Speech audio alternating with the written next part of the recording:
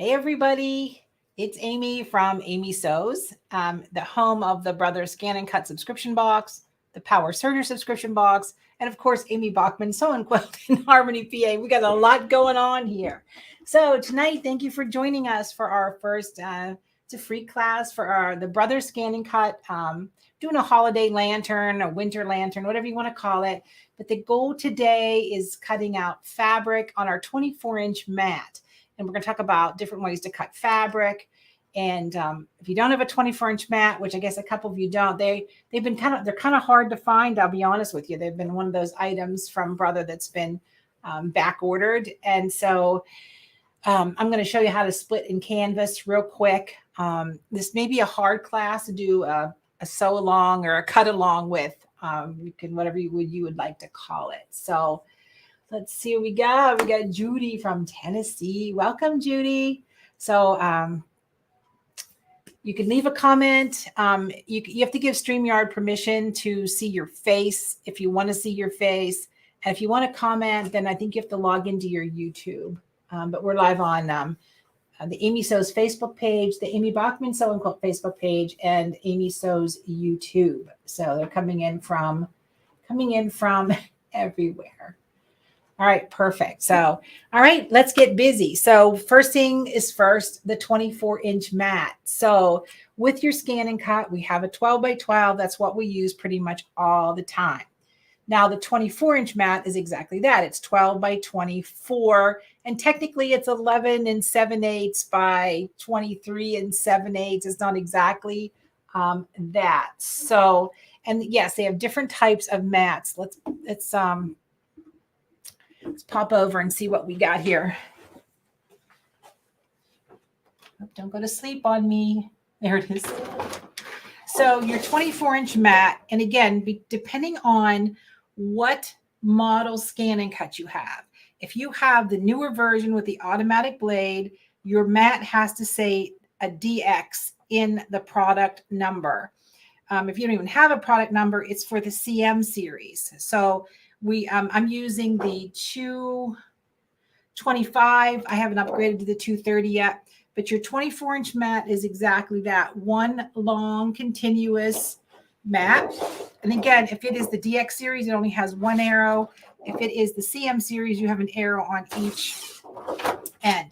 So to load the mat, you're going to take your hands, you're going to just kind of push it into these little grooves right here. And I like to kind of give it a double tap. And just a little bit of pressure. Not enough pressure to buckle it. And then I'm going to hit my load mat. And you can see I've cut quite a few things on my big mat. Now, because if I had to cut out 25 or 30 or something, I could put them all on this mat. But I want to show you some samples of what we're going to make and how the 24-inch mat really works.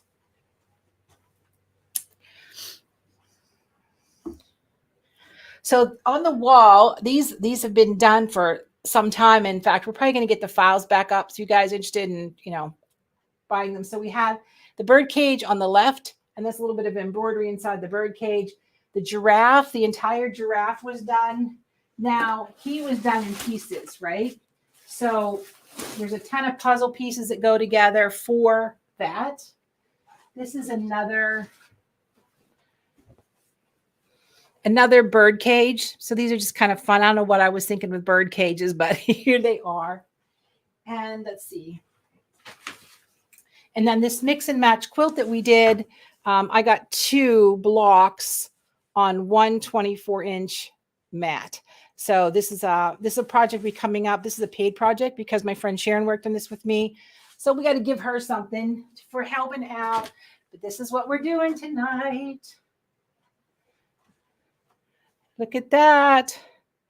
There's your 24-inch lantern with some embellishment. I know some of you guys got the kits, but how fun is that? I know it's so pretty. So we're going to cut the lantern all in one piece. And then we have a little bit of surprise. We just put up lantern number 2. Now it's not finished, but there's a sign up for it. it doesn't have embellishment. We can't decide. We're going to add more trees, maybe some bells, bows. We don't know yet. Jim and I have been working on it. You'll see Jim here in a second. And then we're going to do hot fix crystals just to add a little bit of sparkle to your lantern. That's going to be October 13th, I think. You can sign up on amybachman.com to, if you want to play again. And let's see, we got there. Hello, everybody. What's going on? Oh, the hanger was, I had a glass candy cane back there left over from last year, and I'm wandering around the warehouse going like, oh my gosh, what can I hang this with? And like, I saw it. It's a little big, but maybe you can find something cute like that. Again, putting the back on, I don't care how you put your back on. I'm going to give you a little hint, but turned it, put a sleeve in it, however you want to hang it. What you want to hang it with is totally up to you. Woo. Okay. So we have a lot of people. I think, I don't know how many hundreds signed up, but anyhow, I know some of you see me on the Amy Sews Scan and Cut box. You get the subscription box. Some of you are from the store. Some of you are from friends of Becky from Power Tools or Reen from Embroidery Garden. So they're very supportive, and they both get our Scan and Cut box. So we're excited about that. All right. So we're going to start with prepping fabric to cut. So there's a couple utensils, let's say, you can use to cut out your fabric. If you have the DX version, the automatic version, where your blades look like this,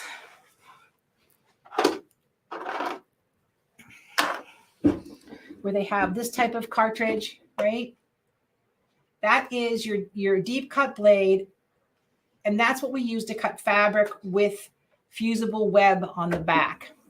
I know there is the tan blade was supposed to be the fabric blade. Brother has changed their recommendations, and so have I. The other one is the rotary blade with the little wheel. That is a game changer for fabric, especially if you're a quilter and you don't want to prep your fabric with a ton of starch or a fusible web. Okay, we're doing applique, so fusible web is the way to go. If you have the CM version, this is what your cartridges look like. You have turquoise and purple. We recommend the turquoise blade for cutting out fabric with fusible web. Now, if you have the CM version, right? So your pressure is going to be a 3, and your speed's going to be around 3, and your blade depth is probably going to be around 3, 4, somewhere in that neighborhood. Now, everybody's is a little bit different, but that's the scoop when you have to make your own adjustments, okay? All right, let's get these set aside. So let's talk about prepping fabric.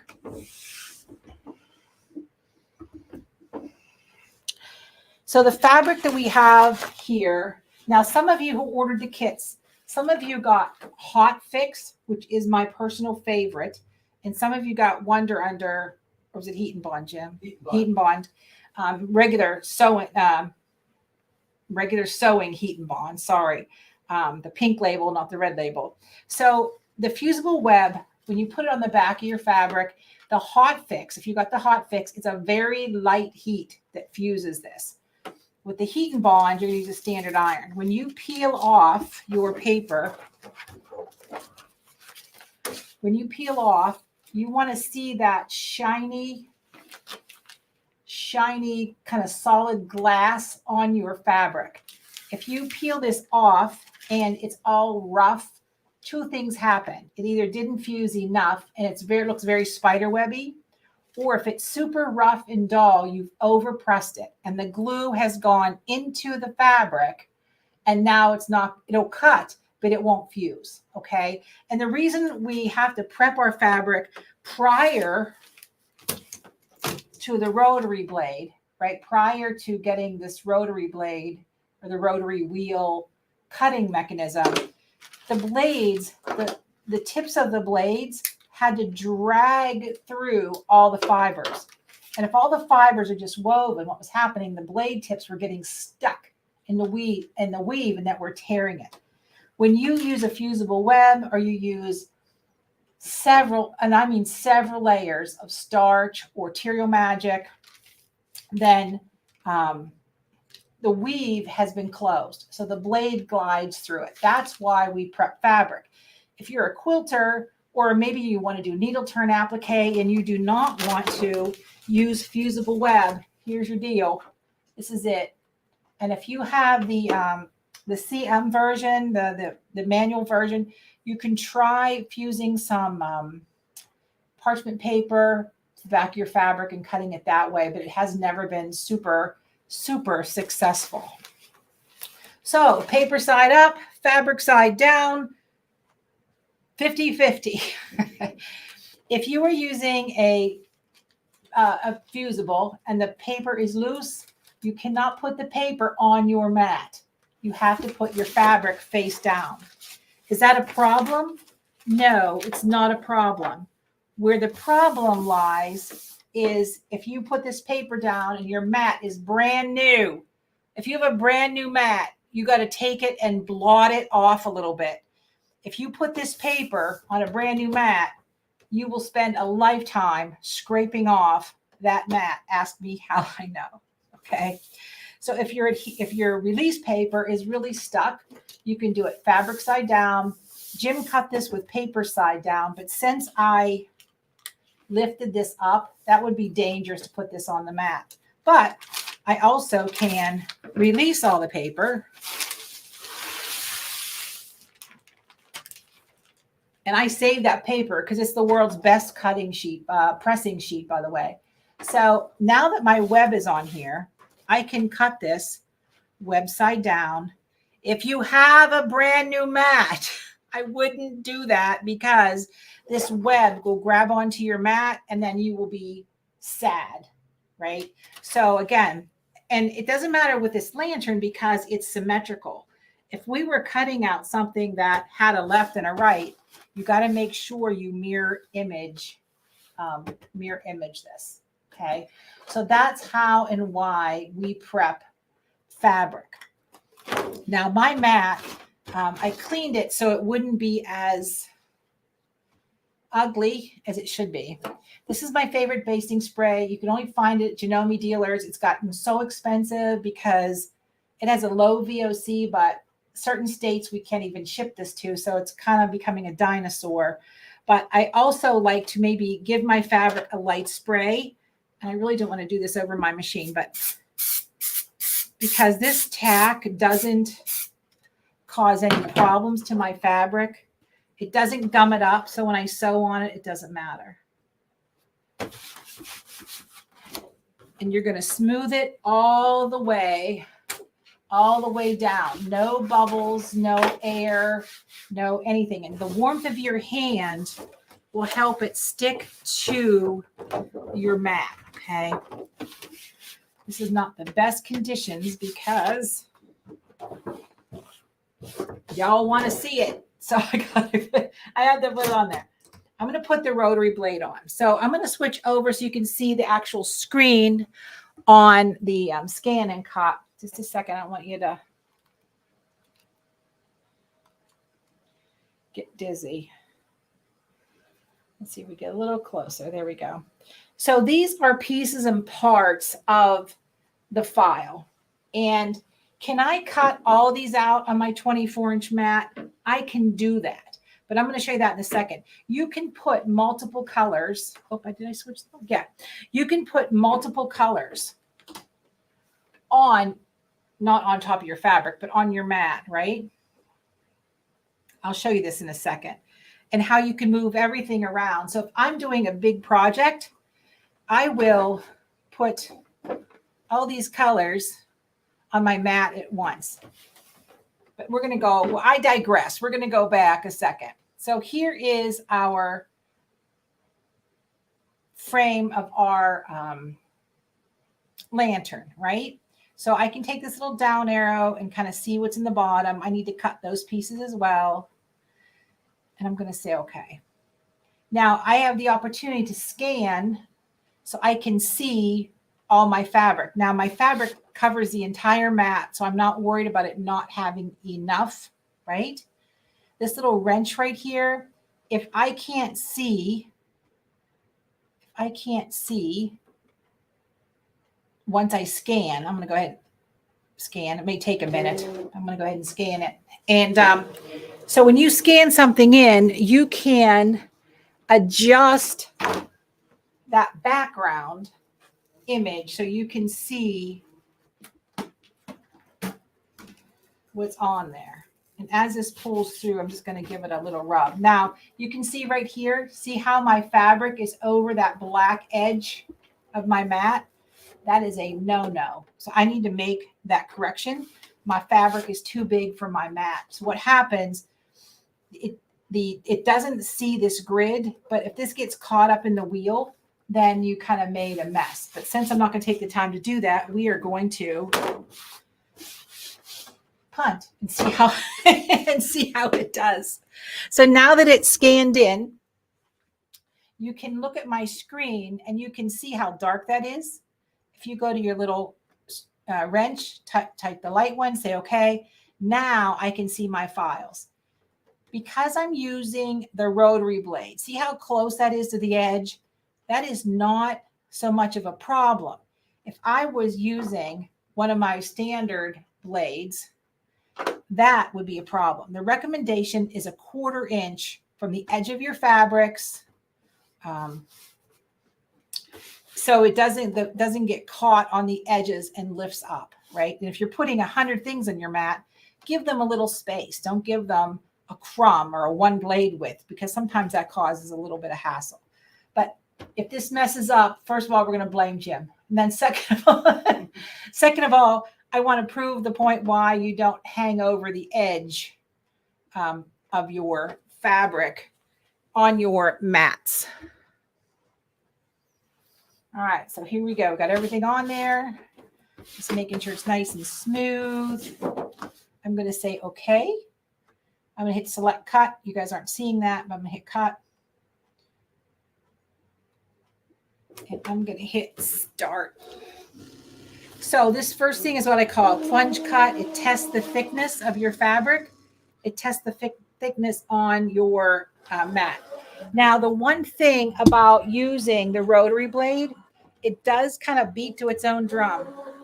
And this is not so bad because there's a lot of straight lines here.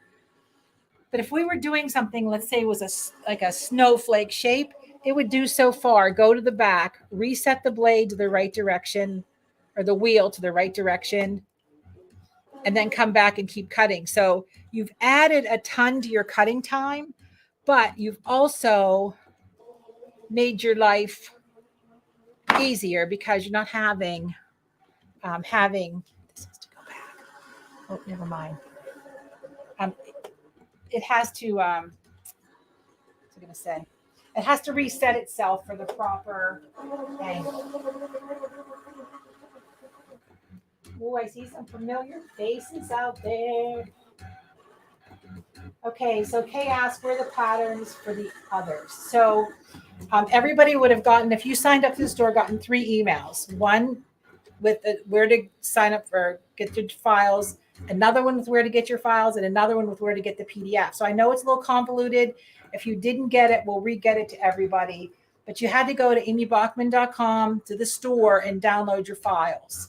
Okay, so that's where all 3 files are for the lantern, for the accessories, and there's something else. The candle may have been by itself. There was 3 different FCM files for you guys to get. Now, when we do class 2, it's going to be done a whole different direction. I didn't anticipate the amount of people signing up who signed up, which I am grateful, but it's a little different. So as that's cutting, let's see what's happening. Any questions so far? You understand why you're peppering your fabric. You're understanding why you're using the rotary blade. Using your 24-inch mat is no different than using your 12-inch mat, except you have to go to your little wrench and choose the 24-inch mat before you load your design. If you have a 12 by 12 mat chosen, and depending on which version you have, I think there's 20 different scanning cut models out there now. If it loads it, it's going to say resize to fit the mat. And then you're going to have a 12-inch lantern. And so that's, Kay's asking, sorry, Kay, she's asking about the bird cages and the giraffe. I have to make sure those I did those patterns so long ago. I just want to make sure they're correct. And then I'll probably send everybody an email when they're ready to go. Well, Alice, I can't believe you've never seen a scan and cut work. They're the best. Oh my gosh. I probably use mine every dang day, right? There's no other way to say it. All right, so we're finishing up our cutting. It says another 6 minutes, but I'm gonna do other things while this thing is running. That is, if you have a downside to using that rotary wheel, it's the time it takes to cut it. And if it feels like it's too thick, then it'll go back and cut it again. But let me show you some options if you don't want to use fabric for your lantern.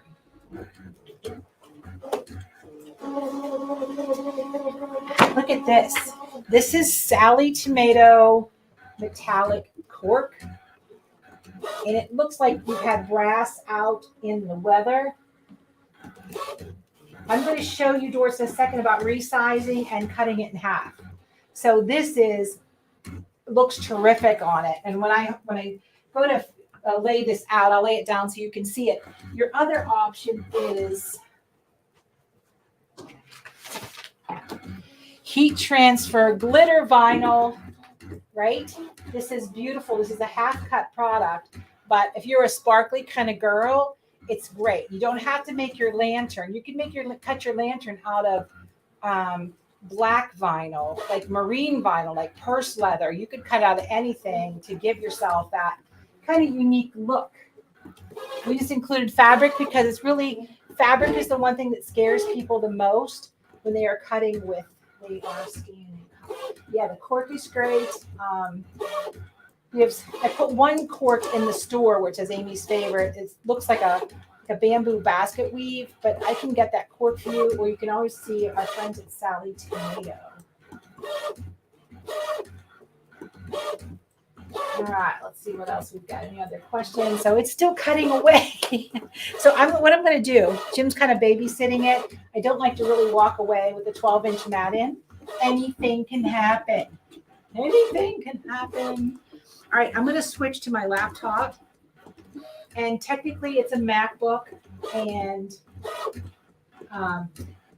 so it may look a little different, but what I want to show you is a couple things. So I am on the Canvas Workspace online program. I am not on the one that is the downloaded for the PC, but because I have a Mac that has half a PC brain, it does not work as well. So what we're seeing is the 12-inch mat, and how you go to get that, you go up to project, and right here you choose 12 by 24. So there's my 12 by 12, and then there is my 12 by 24. So when I open the FCM file, and I remember FCM as fabric cutting machine, that is not what it means. There's a technical term behind it. It's a digital cut file. But anyhow, so here is the lantern piece itself. If you want to resize, and you're never going to cut these on a 24-inch mat, you bring up your lantern. Whoops, go to my projects. Let's see. Well, there's a little preview of the next one. I put all my pieces on the mat at the same time. I highlight and select them all, and I right click and I group them. And now when I resize, I am scaling the entire, put a 12-inch mat. I am scaling the entire, all the pieces at one time, and instead of trying to guess, oh, the bow should be this size, the holly should be this size. So that is going to how you're going to kind of work around the 12 if you don't have a 24. If you want to cut it in half, that's a whole different ball game. So here we go. It's kind of a workaround.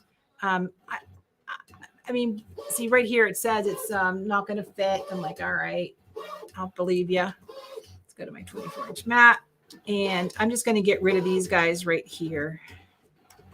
And sometimes my Mac will give me more than one layer. And if all of a sudden you're scan and cut, and I'm guessing that's what's happening maybe over there, there's 2 or 3 on top of each other. So when I get a file from someone, I always make sure there's just one there. Does that make sense? I know that's a pain in the butt, but everything, everything downloads different. Everybody's computer's different, software is different, everything's weird. So there is my lantern right there. The only way to cut this in half, brother does not have a knife tool. Okay. So what we're going to do is I'm going to go over to my basic shapes. Ooh, thank goodness. I'm like yelling over that thing. Wow.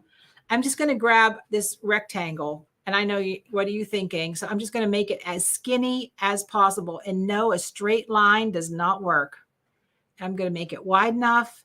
And I'm going to come down. Now, I would like to cut it right here if I wanted to, but this still doesn't a 12-inch mat. So cutting it in the middle, you'll add some embellishments. I don't know if you'll see it. Once your applique is fused and put together, I don't think it's going to be a problem. All right, so we're going to select both the little skinny rectangle I put on there and my lantern. I'm going to right click and I'm going to click divide. This piece, well, before I divide it, I'm going to get rid of this line just by selecting it. Whoops, didn't want to do that. Thank goodness for the undo button. So I'm just going to grab these 2 bottom pieces and I'm going to pull it down. I'm going to take my line and I'm going to get rid of it.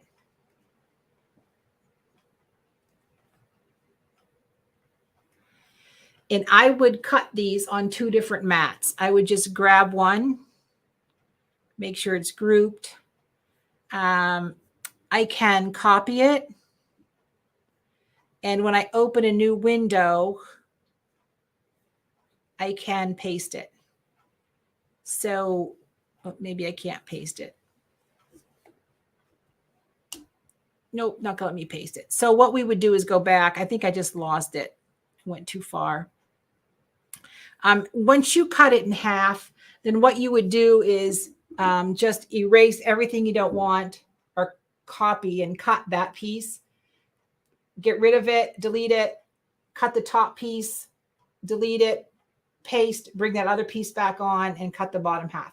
So that's kind of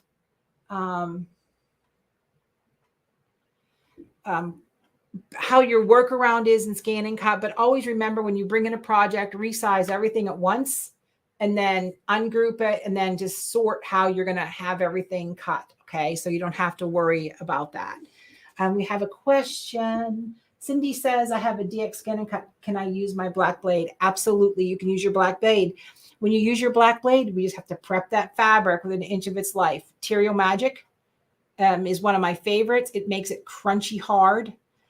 Or fusible web is the most logical because we're going to do this as an applique, and why not cut it and fuse it in the same process? So your black blade is fine. That's what your black blade is meant for. The rotary blades are $50-ish, somewhere in that neighborhood. They're worth it. If you cut a lot of things like batting, foam, corduroy, minky, things that are impossible to drag that blade through, the rotary blade is excellent for that. All right. Hi, Birdie. Birdie, we got your cage back here. All right. So let's head over and cross our fingers. Life is good, and it should come right off the mat. All right, James, what do we think? We good? Looks good. Okay. So I don't eject my mat until I go peekaboo, and now all is good, right? I do not want to, by any means, eject that mat until I know. That's the equivalent of taking your embroidery machine, your hoop, your project out of your hoop before you know it's done, and then trying to put it back in again. If this did not cut, I could go back and recut. So I've got my little circle here, right? And you can see how clean this cut. That, my friends, is stunning. All right, we'll let Jim pick off the details. All right, so well, he can stick around here and show his head in a second. All right, that's good. So when you cut minky or fleece, do you use a topper or anything special? So Lori, that is a whole, again, that would be a good class, is cutting like minky, corduroy, velvet, odd things like that. So here's the thing about cutting minky is the fact that it sheds like a bad dog's haircut. I mean, it is everywhere. So here's my tip when I cut minky, and you have to have a rotary blade for minky, is I guess you could put fusible web on the back, and no, you don't need a topper. If I'm cutting it, I use press and seal on top of it. The Glad press and seal from the grocery store, I put on top of it. So when it's done cutting, I peel off the press and seal. All the weird cut pieces stay on the press and seal. But with the fabric, you never want to put your fur side next to your mat. Disaster. So anyhow, here is our lantern with our 24-inch mat. So what I want you to know is you can cut with your 24-inch mat. It doesn't matter. It's the same dang process. It's just longer, right? So I'm going to show you how to scan with a 24-inch mat when you have multiple pieces to put on. So if I'm cutting a kit, for an example, like we have the cruises coming up with Becky, and that's not till January, right? But I have 9,000 kits. I can't even imagine. So if I pre-cut anything, we'll have scanning cuts on the cruises too. But if I pre-cut stuff, let's see if I need 75 leaves and they all fit on my 24-inch mat. By all means, I'm using my 24-inch mat. All right, let's put the mat back in. And hope I didn't switch. Hold on. Forgot what I was doing for a minute. It's the right one. There we go. All right, so here's our 24-inch mat. I take all my pieces.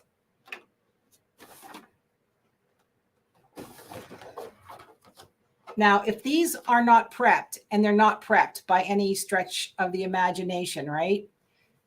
As long as these are stuck on my mat super well, I can just use my rotary blade and go. I don't have to worry about anything else. So what I'm going to do is I'm going to go home, say, okay, and retrieve my data. My data, I actually loaded it. I sent it wirelessly from my canvas, by the way, but okay, so there's our pieces right there. And I'm going to say, okay. Now, where I changed the mat was, let's go home again. This is one thing that makes me crazy. I was actually lucky enough to spend time with some of the brother scan and cut engineers a month ago because our scan and cut box is so large and we get so many people that they asked me what we need to change. And this is number one. I'm going to hit my wrench. I'm going to scroll through. This is where your half cut is if you're going to do the vinyl. And this is where your rotary blade adjustment is. I don't really use my rotary blade on half cut at all.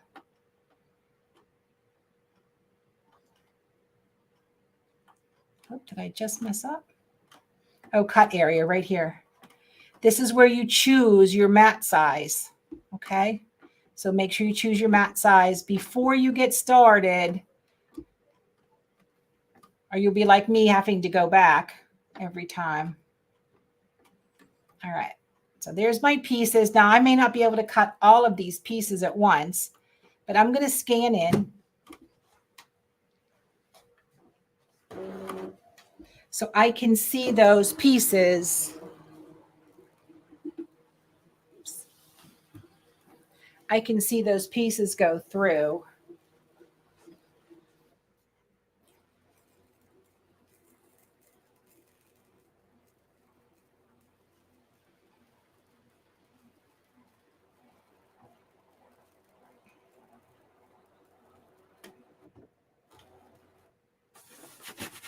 All right, so there are my pieces, right?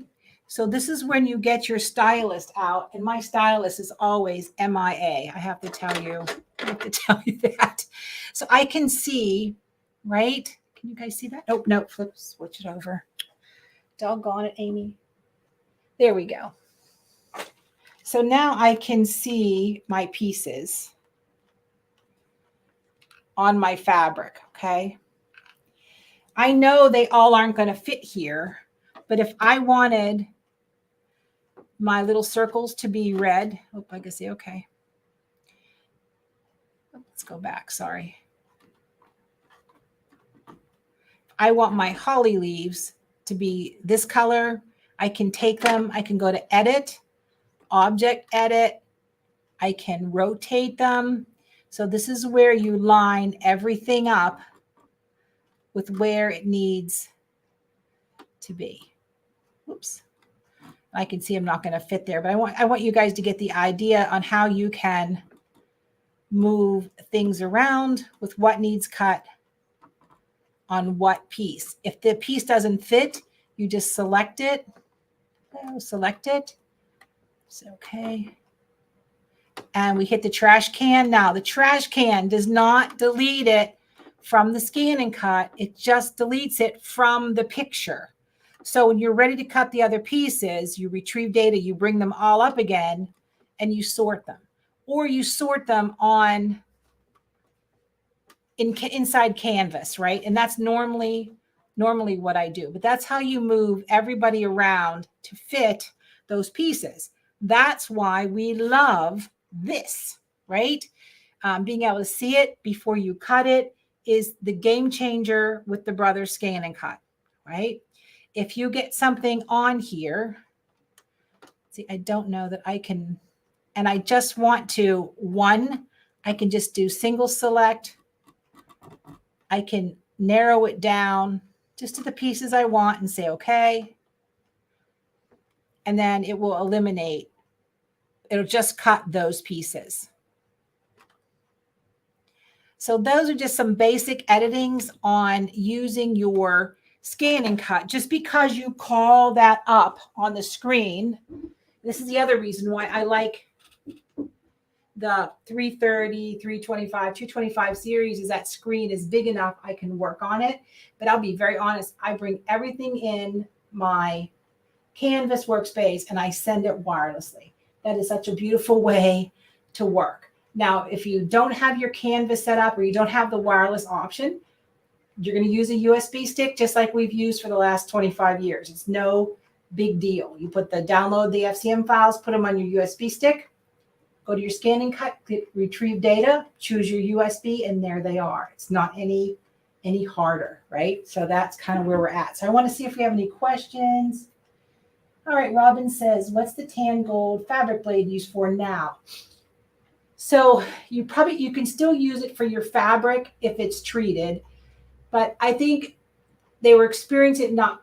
So every scan and cut blade, just so you know, whether it's black, tan, the pale blue for fine vinyl details, every blade is cut at a different angle and a different wedge on the tip for the substrate it's supposed to be cutting. So the brother has rolled back to using the black blade. I know a lot of people still use that tan blade, especially if you're cutting cotton, right? The tan blade works great for cotton. It's when you get into things like cork and things like that, people consider that fabric, but brother doesn't consider that fabric. So, and understanding that everything is done for the Japanese and they don't understand what we do, to be honest with you. I was showing the guy what I was cutting and he was like, oh no. Like the next scan and cut box is going to be, we're doing foiling. I have a box here to show you guys.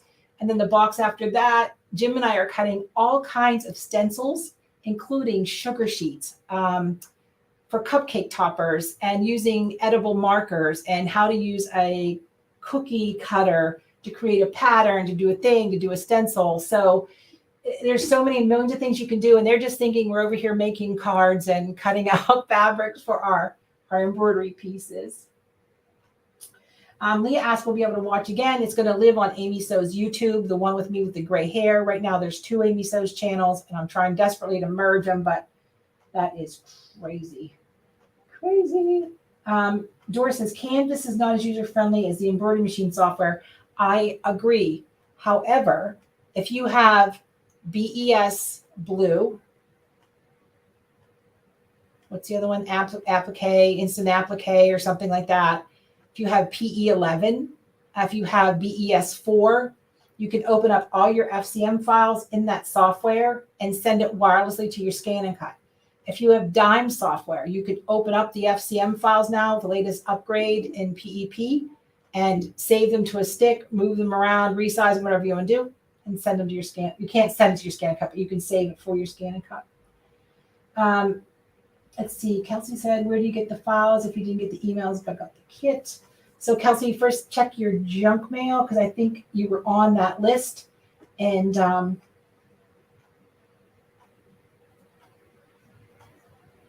yes, so I'm just kind of looking through the comments. Sorry. Ed's running the back end of Amy Sews. We'll make sure we get them to you quickly. Oh, April, you're so kind. You get both boxes. All right. So, and if you're interested in the Scan and Cut box, there is a class only version, a class with the supplies. There's monthly and yearly. You can opt out anytime in the month-to-month subscription. So that's where we're at. Okay. So is everybody cool with cutting the fabric? It's not a mystery. Super sticky mat. Starch within an inch of its life, or use the a fusible web of some sort and apply your fusible web correctly, right? All right, perfect. Okay, so now we have our pieces cut out, and I'm gonna have James move the Scan and Cut out of the way, and we use overhead camera so we can lay everything out. So I wanted to show you the big deal in the next Scan and Cut box is this. It is a mat to put your Scan and Cut on. It has little rubber grippies underneath so it stops the vibration, and has these great pockets to store your tools. So maybe you won't lose your stylus like I use my stylus. So we're including this as kind of a bonus for everybody kind of jumping in the box. And this is kind of what the boxes look like. So this is your mat. It's actually going to come in a bubble mailer this time because the mat's too big. We're going to be making stamps. So you've got foam for stamps. We're going to be foiling greeting cards. You're going to get a roll of the foil. You're going to get some fabric. You're going to get a glue pen that goes in your regular pen holder. So we try to give you everything you need to work on. And if you don't know what foiling is, it's using a fusible to use the glitter foil. And this is just a smattering of the glitter foil, like a background to do your embroidery on. So that's what we're doing. We're doing that. Okay, let's scoot on over. See if we can do this layout without hurting anything. Oop, I just messed it up. It's all right. So our new motto here at Amy Sews is we mess up so you don't have to. We figure it out. We do all the hard work so you can just make yours pretty. And after we suffer learning to cut things out. Yes, how do you create file folders in the USB stick on your scanning machine when you save your Scan and Cut to the USB stick? So that's Jim's lovely hands over there. He's laying everything out while we're chatting. So it says, he said, how do you create file folders on the USB stick in your Scan and Cut machine when you save your cut designs? You can't. They just go in there loosey-goosey. And I know that's frustrating. The Scan and Cut will open a folder. Now that you say that, it will open a folder from a file folder inside your Scan and Cut. And when you go to save it, it should save it back where it came from, if that makes any sense. Okay, let's see. How do we order the boxes? Oh, the boxes. If you go to amysews.com, you can join the subscription box. So that's how we do it. Let's hide that. Okay. All right. So let's see. The serger box. We just finished the serger box. We did a great cathedral window mat, but I don't know what else is coming up. We're indecisive on that one. All right. So Jim's over there. And Jim, if you're in the serger box, you met Jim on the live thing. Jim's here. Oh, great. Janet has a tip. She said put a rubber band around your stylus so it doesn't roll. That's a good idea. Usually it's in a pants pocket or it's somewhere when I find it. So what Jim's doing, those of you who got the kit, thank you, Bonnie. She says, create the folder before you save the file. Yeah, load your stick with the folders, and then you can save to that folder. So you got the crackle background. Jane, we're seeing a lot of your fluffy hair in the video. You're leaning in too far. Jim's got great hair, and this is kind of jealous, actually. Color forms as a kid, that's correct. I remember color forms. That's true. So if those of you who got the kit, this is like a little crackle background. I kind of thought it looked like a front porch, an older front porch or something like that. But lanterns are so big. Jim, do we still have kits for the candle collect? We could make some. Jim could make one for you if you still want a kit. So my color choice is a little odd because I want this for my front door. You guys may have seen the graphic. I love turquoise. It's one of my favorite things. So the background is quite generous. It's a half yard basically, right, Jim? So yes. Now you don't have to cut a half yard because my finished size is probably 16 by 24, right? This is what we want to do with these classes. These have nothing to do with me, right? I want you to cut something. Yours does not have to look like mine. I just did a simple backing, and I'm going to show you a trick to backing it. But you can pipe it. You can make it any size you want. You can add borders. You can make this almost like a tall bench pillow, like on a chair for your front porch. That would be beautiful, wouldn't it? Like a tall orientation pillow. That would be super. So Jim, I wasn't telling you, Jim has a fine art background, and he is one of the most amazing, talented people. Can do anything with fabric. And if you're traveling in the original sewing and quilt expos, right, where are you going next? Fredericksburg, Virginia next week. You'll see Jim there. And yes, Robert Small, Jim Suzio. That Jim Suzio.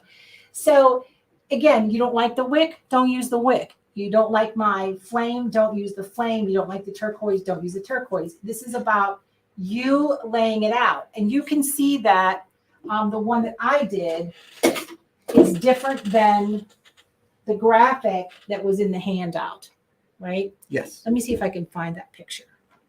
I'll throw that down there. All right, hang on a second. Keep chatting with Jim for a minute. Oh, Jim's pillow class. You can run and get that when you're done. Sure. Jim's pillow class is going to be a class on Amy Sews, and we are excited to do that. I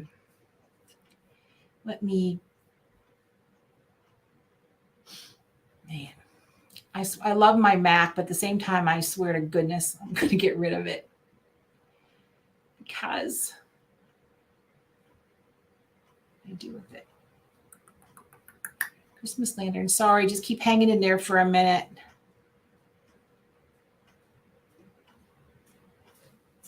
Didn't get rid of it, did I?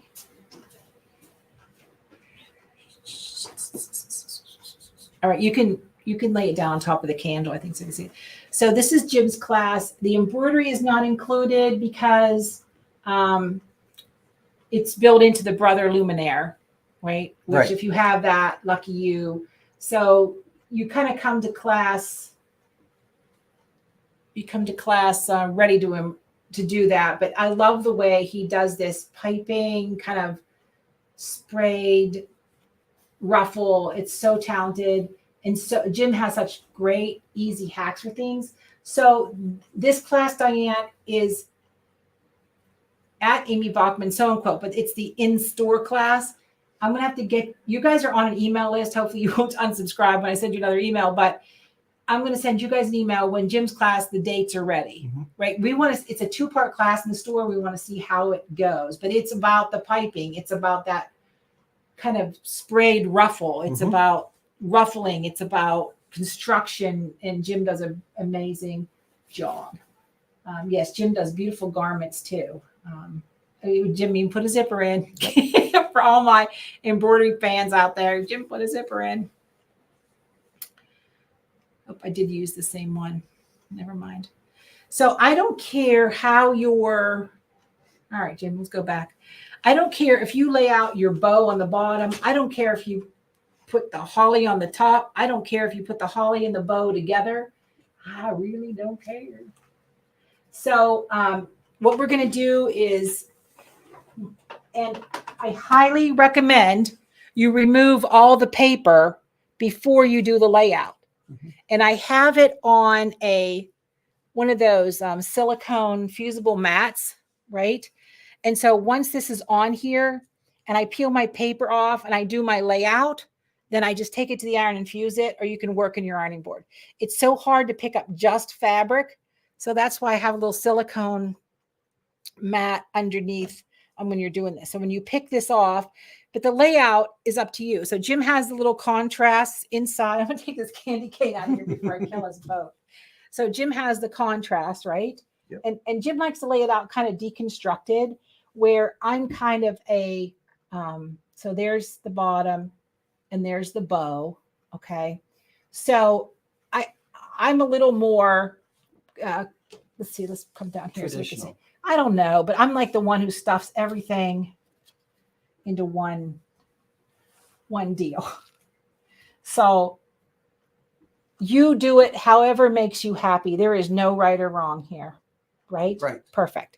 So once you're fused on the background, the background is generous for you to, and yes, your PDF file, I'll be honest with you, isn't all that in a bag of chips. It's just some basic information, because once you cut it out, I really don't care what you do with it. You can put on a sweatshirt for all I care. Well, that's a pretty big sweatshirt. Let's just start there. So, but I love the option of the tall pillow, and you guys can make your own pillow form. Don't look for a pillow form. Get some muslin, make a rectangle that fits, stuff it, and call it done. All right, let's see. All right, so let's see. Well, yeah, I wish you lived closer too, girl. I wish y'all lived here. Although we've got a customer out there in Maui, and I think we're going to do a little home class. I think we're just going to come January. We're just going to show up. So could you turn this into machine, applique, and PE11? The answer is absolutely. But when you realize you have the holly leaves and the berries, if everything's separated, then yes, you right click, make an applique, right click, make an applique, and you have applique. When you layer your bows together and you do right click applique, you're going to have a hot mess on your hands, because it's going to applique inside each piece you don't want. So put your graphics together, weld them, and then make your applique. But yes, you could do that. And then someone else just asked, let's see. Marianne asked, but if you are using an embroidery machine, would you fuse it first? So if you turn this into, this is one question that's going to lead to 1,000 answers. If you turn this into machine embroidery through your software, I like to use, when I cut out my pieces for machine embroidery, I always have fusible web on them, because when I take it to the machine, I have, I do my outline, I peel off the paper, and I take my little felt ironing pad, wherever it went, I slide it under my hoop, and I tap it down with some heat. There's Jim. Say hi, Jim. Hi, Jim. I keep this by my machine. I slide my hoop onto it. I put my piece on, I tack it, and then I finish my embroidery. So what we're doing now, Marianne, is just traditional machine applique. And if you guys want, I have the machine set up to do just a little primer on turning corners and satin stitching and that kind of thing. But that's kind of what, yes. So right now it's not machine embroidery, but you could do it. And I did not quilt it. And I want to give you, before I go to the quilting part. Let's see, I'm going to PA in January too. I know. Yes, I know. She used to live here, and then she moved to Maui. We're sorry you had to leave us. What was I going to do? Oh, my graphic. So this was, my friend Sharon quilted this. I love Sharon. Sharon does amazing things for me. I lost our sample, James. Oh, here it is. I have amazing people that help me get through all this. So I want to show you close, right? So you can see this is just kind of simple quilting, right? Sharon wanted you to be able to do this on your home machine. You have to use a walking foot. There's a little piece of thin batting in here. It's that I use the OESD fusible batting. I love that stuff, but nothing too fluffy. If you put fluffy behind you and you try to quilt it, I don't know, it's going to lay flat, especially if you're planning on using it for your door. If you have a monster table, you could probably do 2 of these on the ends of a table runner or 2 of them back to back. But what Sharon did is she took her pieces and she put them on her printer. And she copied it in 3 sections and she taped it together. And then she took a pencil and she mocked out the quilting lines. So you can test run how you want to quilt it, right? So you can erase it, quilt it, whatever you want to do. And it's also good to check your colors. Do I like the way it's laid out? Well, it's too late now because it's fused. But that's just another hint on how you can plan your quilting for this. And it doesn't require a lot of quilting. And check your batting because your batting has a rating. And what that is how many lines per inch. So if it may have a rating of 4, which means every 4 inches it has to be stitched, or every 6 inches it has to be stitched. This is probably not something that's going to get washed a lot.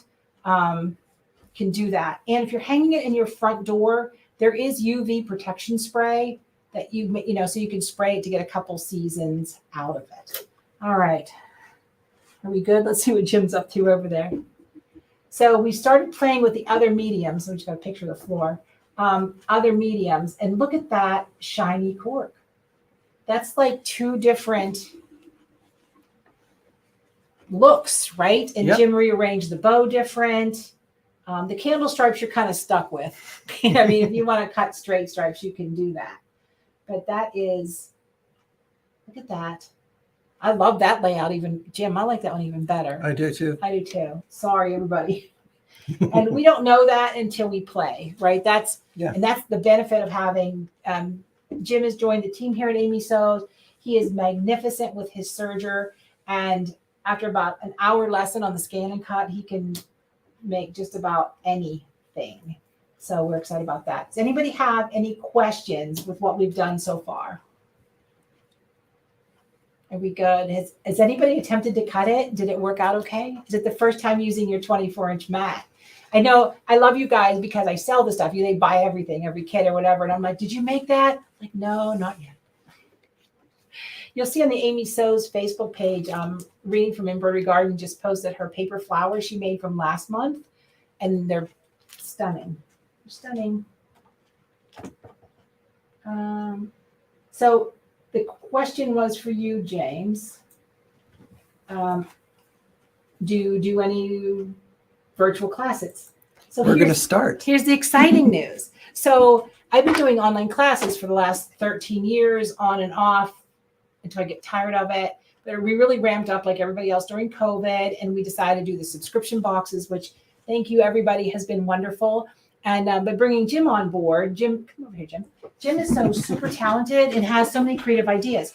So if we teach a store here in the store, why not teach it online, right? Mm-hmm. So with the boxes, you get a live class and a recorded class. So there's no questions, no interruptions or anything.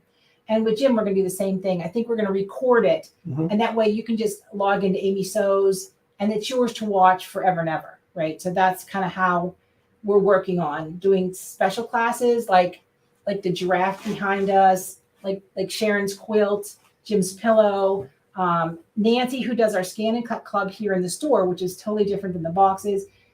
Nancy has a virtual embroidery club coming up. So we're doing more virtual classes as well as in the store classes. So I know that the mats have been hard to get, and I apologize because when I planned this, I looked on the shelf and I'm like, oh my gosh, we have 10 of them. Oh, we have 10 of the old ones for the CM series. So if you have a CM scan and cut, call me. I can connect you. I know. All right. Well, I'm glad you guys like it. So let's talk about how I back this, right? Yes. So this is kind of a cheat. I hate to call it a cheat. Maybe it's being smart, right? Yeah. I don't know. So I never cut my backing ever to the same size as my project. I cut it an inch or so bigger on all four sides. Let me preface that. So let's say if my wall hangs 24 inches, I may cut 30 inches in the length and just just a little bit extra on the width, because I cut my backings in half. Like, so if my finished size is 24 inches, I cut it the 1/3 mark. I'll cut it at like 6 inches. Okay, that's the 4th mark. All right, so at 8 inches. Math is not my strong suit. And then I will sew my backing pieces together and leave a slit. I'll do right sides together, stitch all the way around it, and reach in here and turn it. And then I press this and I use some fusible web. What that doesn't give me an opening anywhere along the outside perimeter of my project, because you can tell it's like, oh, it's perfectly square. And then there's like this 4-inch blobble, because it didn't get tucked in right. Then you have to top stitch it. And I really don't want to top stitch it. I want to keep it clean. That's all I did. So I cut my backings, make sure you have a little extra. I just sew the sides and give myself a turning. I reach in, I turn it, I press this, a little bit of fusible web, and I get super crisp edges. That's what I love. Yes, so if you do mug rugs in a hoop, I guess it's kind of similar to that. I don't mug rug in the hoop, but anyhow, that's how I do my backs.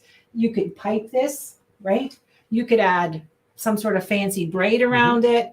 And to hang it up, when I sewed my backing, I just left a little opening right here for that crazy candy cane. But you can also use a sleeve, right? So you can add a sleeve on the back. And these were at the dollar store today.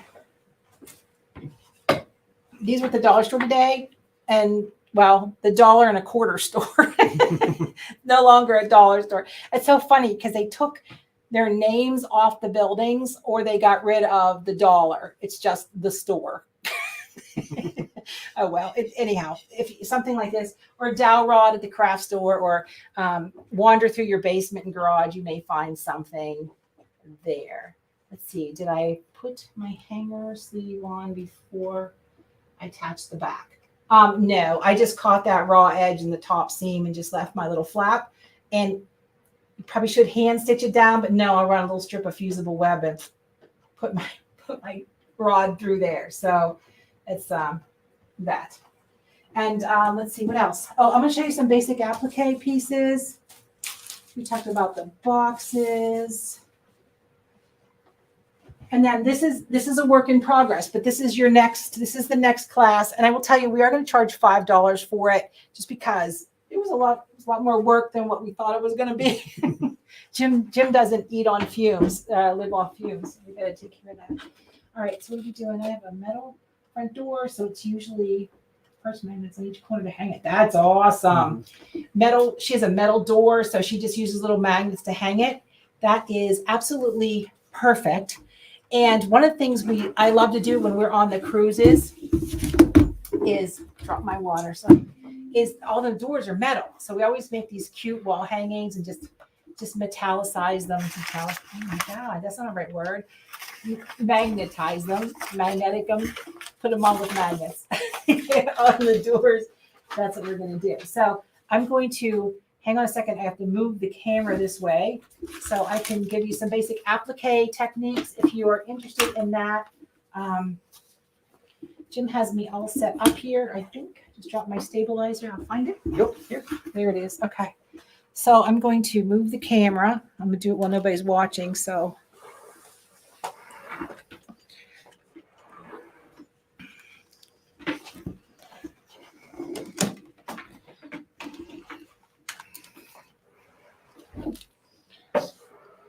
we can get in there close so you can see see the stitching.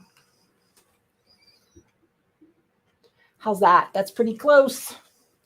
So let's talk about stitches and techniques, right? Because this is fusible and we're not worried about our raw edges too much. So this is gonna be pretty close, but that's okay. So there's a couple different stitches. This is just a straight stitch. Sharon just did a straight stitch.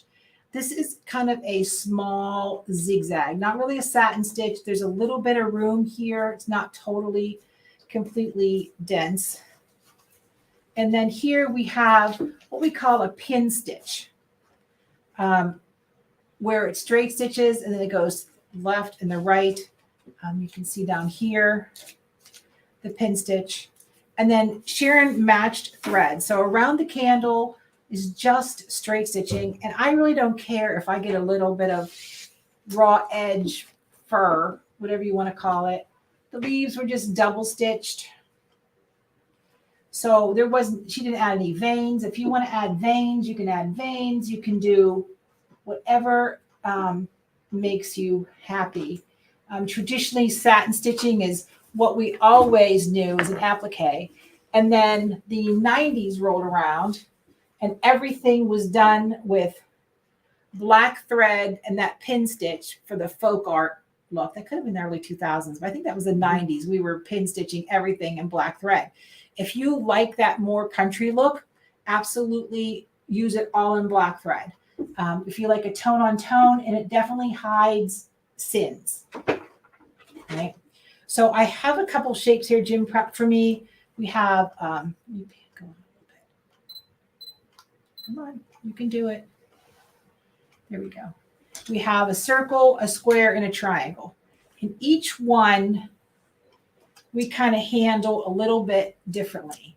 One of the nicest things about modern machines is they have something where when you put the foot down, the foot pivots, the needle goes down and the foot comes up. So it's easy to turn your fabric. Some of you may not even know you have that. You just have to turn it on your machine. So I have a question. See, is there any more light here? Does that help any? So the foot that I have on is my applique foot.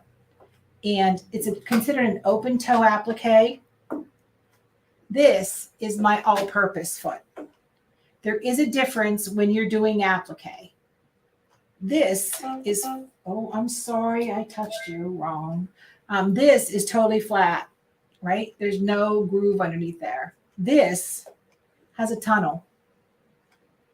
And that tunnel helps the decorative stitches slide through there. So please choose the right foot. The size of the needle, I probably have a 75 in here. So if you start to get gummy on your needle, two things have happened. You've grabbed no sew, heat and bond, which is bad. And you have maybe not fused it enough. So there's a couple different variants to why your needle gets gummed up. Whoops, sorry, that was an earthquake. If it gets gummed up, then by all means, just a little bit of alcohol, rubbing alcohol. So I'm going to start with the circle first. And I'm just going to choose a straight stitch. I'm going to do a couple of different types of stitches. So stitch length, usually around 2.2 or 2 for doing an applique.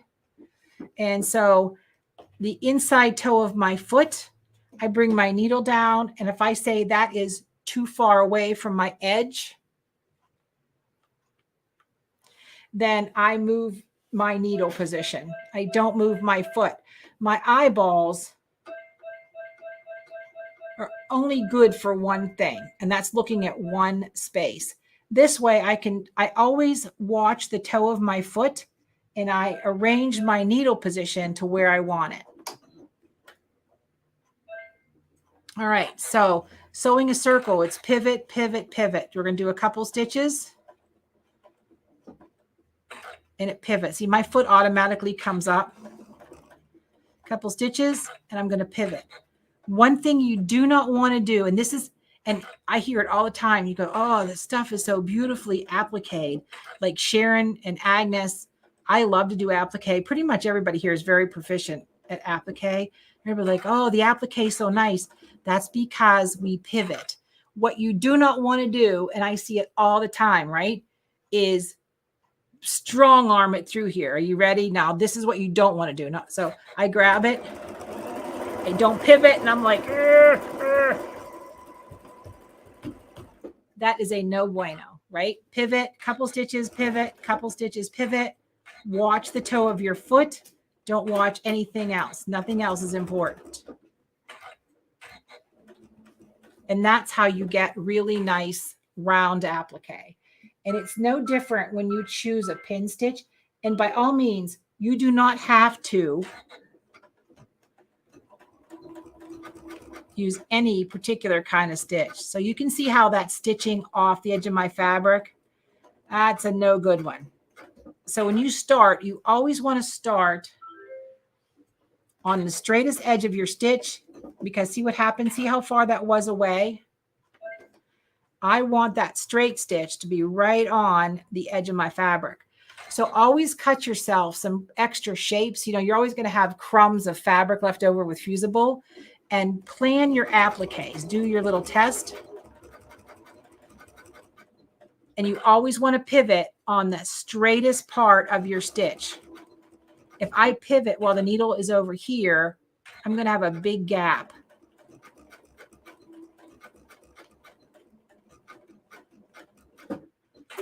On the edge of my fabric and pivot.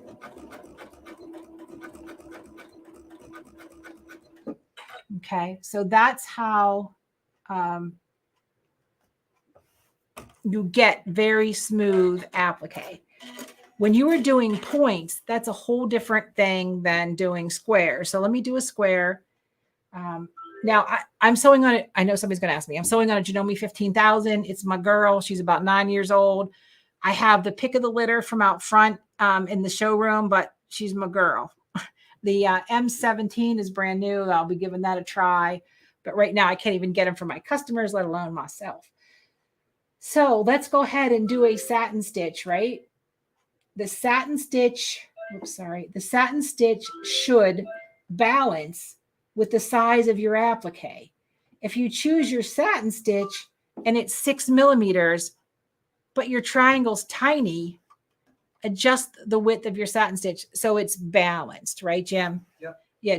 That's where Jim sets himself apart, is because he has that fine art eye for balance and what do I want to call it? Depth or perception or something like that. Jim's pretty fabulous at that.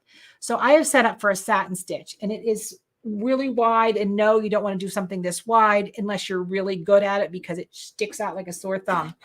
So again, some people say, well, do I do half on the applique, half on my fabric?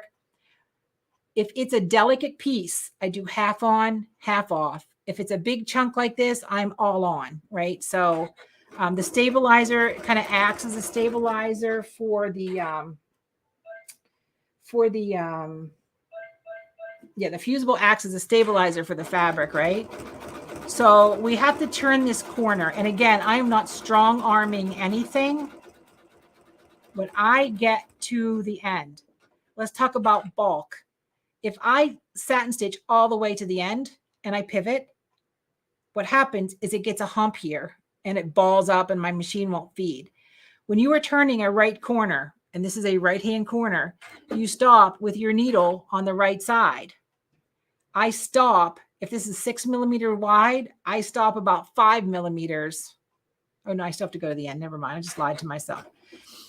That's a whole different game. So I'm going to go to the end, right needle in the right position, turn my fabric to the right. And now when I go to start to applique, I am right on the very back edge of my fabric. If you are sewing something super heavy, you're going to want to stop, and I'll do that here. So if you're doing something that's bulky, so remember my stitch is 6 millimeters wide. I'm going to stop about 5 millimeters from the edge. tie a knot and cut. Turn my fabric. Make sure my needle is perfectly on that outside edge. Start with a knot. And if you don't know, speak to your dealer or send me a screenshot of your machine.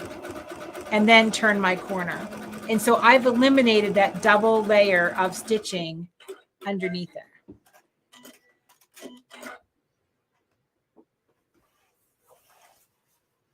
There is a way to do mitered corners, but that is another lesson all by. It's lonesome. So let's talk about points. So doing a straight stitch or pin stitch, no big deal, right? You guys get that. Satin stitching kind of trips everybody up.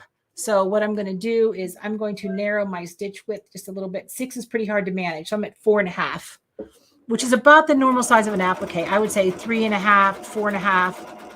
Now I have this point. I got to get through this point.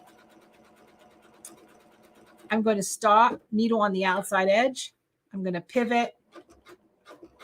Don't ask me degrees because I don't know. I'm going to pivot. I'm going to turn. I can't turn a full 45. Pivot.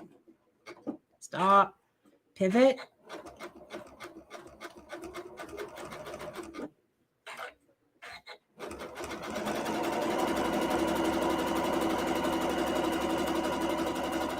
Pivoting is the key to perfect applique.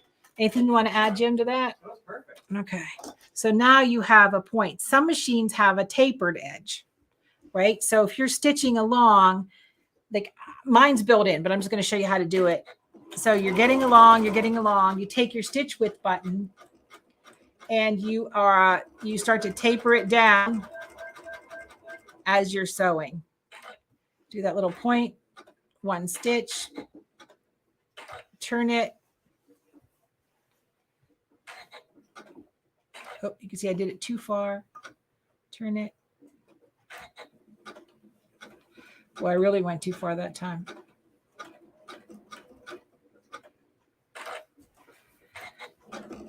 This one's not going to be so pretty. I'm going to do it again. Let's get to the bottom.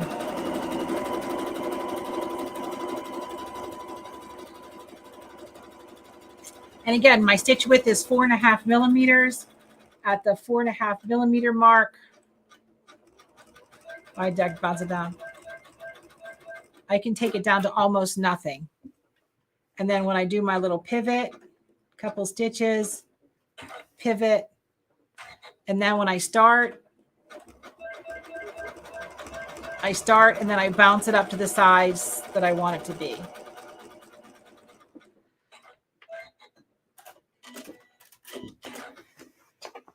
And that's your triangle. So we've eliminated bulk, we've taped in, tapered out, and then got as wide as our stitch on the opposite side. So that is the key to doing applique. Yay! Let's see, we have any more questions? Let's see. First time catching your tutorials, Amy. Thank you so much. She's from beautiful New York City. And if I'm going to pronounce your name wrong, but is it Ook? No, it's beautiful. So awesome. Woo, that's exciting. So for those of you just tuning in late, I'm Amy Bachman from amysews.com. Jim Suzio's here with me, and we're walking through everything. Get rid of that. And so hopefully you enjoyed cutting a 24-inch mat with your scan and cut. There is nothing to be afraid of whatsoever. If you love what we do, you can join us in our subscription boxes at amysews.com for both the serger overlocker and the scan and cut. So any questions for anybody? I'm so excited. Not everybody tuned in, but it's here for you to watch. If you do have trouble with the files, you can reach out to me. I've sent everybody 3 emails that signed up through the amybachman.com, who registered for the class at amybachman.com. The new class is up for you to register. Just understand she's not finished yet, right? Jim and I are going to add some embellishments, and I'm going to turn Jim loose and make it beautiful. Woo! Okay. We good, Jim? Yeah, we're good. We're good. All right, everybody. Thank you very much and hanging out with us because I gotta find my mouse. There we go. Can't end the broadcast without my mouse. But thank you, each and every one of you who support us. We love doing these classes for everybody. So hang, come on, Jen, go say it. All right, everybody, hang in there because the more you know, the more you sow. Bye, everybody. Awesome. Yeah. Yay. Anytime.